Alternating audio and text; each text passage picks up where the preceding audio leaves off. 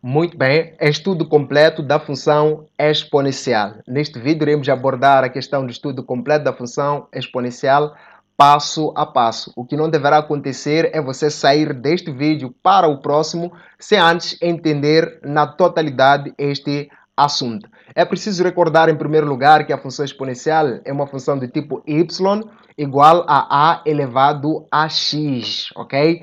Sempre com este a pertencendo ao conjunto dos números reais positivos, mas diferente de 1, ok?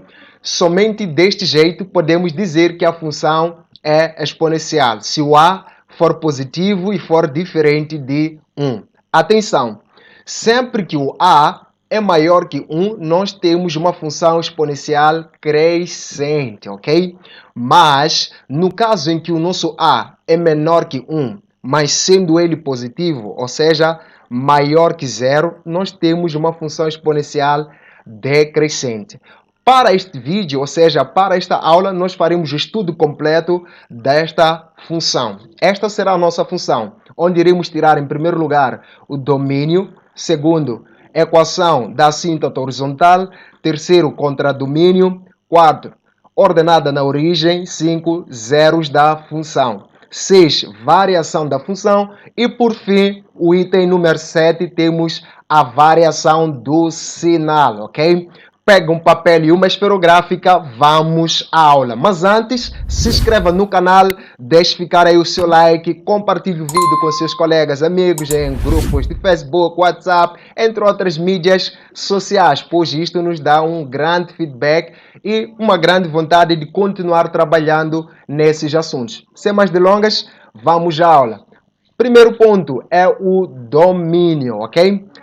É muito importante entender que o domínio ele analisa o eixo das abscissas, ou seja, o eixo dos x. Sempre que eu quiser estudar o domínio de qualquer que seja a função, terei que olhar o comportamento da função em relação ao eixo x, ok? O que terei que fazer na prática?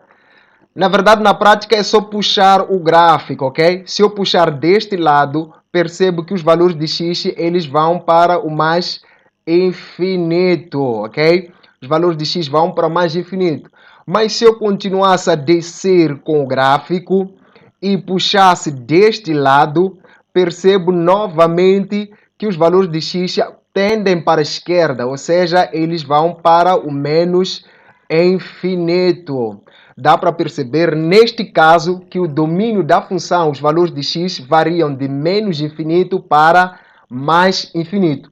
Portanto, a escrita correta seria domínio da função, que no caso é f, ok? Este f é porque a designação que está sendo usada aqui é f.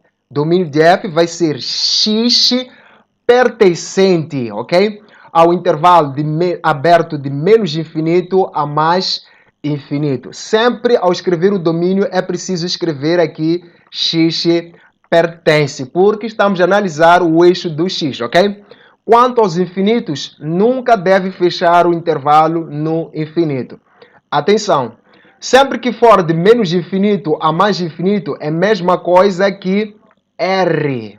Então, isto é equivalente a dizer que x pertence a R, ok? Podemos escrever deste jeito ou deste jeito. Caso de dúvida, deixe aí o seu comentário que eu estou aqui para respondê-lo, ok? A segunda questão, que é a equação da assíntota horizontal. Isto é brincadeira das crianças, tá? É só procurarmos uma linha interrompida, não é? Que no caso deste gráfico seria esta linha aqui.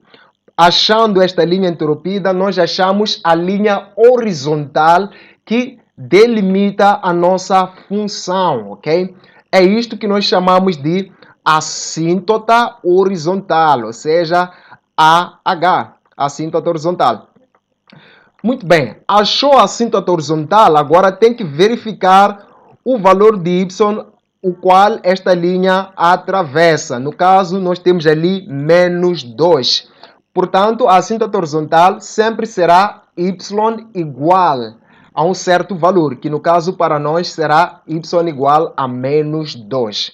Atenção, Eu falei aqui de forma rasgada, mas para um caso em que eu tenho um gráfico desses e me pedem a assíntota horizontal, eu verifico que não existe aqui um traço interrompido conforme eu expliquei anteriormente. Mas eu consigo notar que este gráfico, quando decresce para lá, quando eu vou puxando o gráfico, ele se aproxima da reta aqui X, não é? Portanto, a assíntota horizontal, nestes casos, ela coincidiu com o eixo X. Portanto, é só dizer que a assíntota horizontal, neste caso, y vai ser igual a zero, ok? Se a função for exponencial e não aparece ali a assíntota, significa que ela coincidiu com o eixo x, que será y igual a zero, uma vez que a função se aproxima para o eixo x, ok? Enquanto que neste caso, o nosso caso, a função se aproxima nesta reta aqui, não é? Nesta linha interrompida. Quanto mais eu puxo, eu vejo que ela vai se aproximando nesta linha horizontal, que seria a assíntota horizontal. Deu para perceber, né? Brincadeira das crianças este negócio. Agora, passando para a questão número 3, seria a questão do contradomínio. É interessante destacar aqui que o domínio analisa o eixo X e o contradomínio analisa o eixo Y. Se eu puxasse este gráfico para cima, olhando para Y, eu vejo, não é? Uma vez que vou puxando para cima, consigo ver que os valores de Y vão subindo. Eles vão para o mais infinito. Mas se eu descesse com o gráfico, à medida que eu vou descendo, né? Vou puxando o gráfico deste lado também, verifico que os valores de y se aproximam nesta linha horizontal. Ou seja, a minha função, ela começa desta linha horizontal, vai para o mais infinito.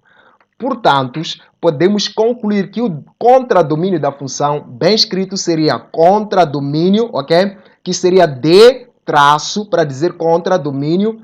No caso, o f é porque a designação aqui, novamente, temos aí o f. Contradomínio da função f vai ser y pertencente, ok? A nossa assíntota horizontal, que é o menos 2 para o mais infinito. E nas funções exponenciais sempre será desse jeito. Sempre será assíntota horizontal para o mais infinito. Lembra-se deste caso em que concluímos que a assíntota horizontal seria y igual a zero?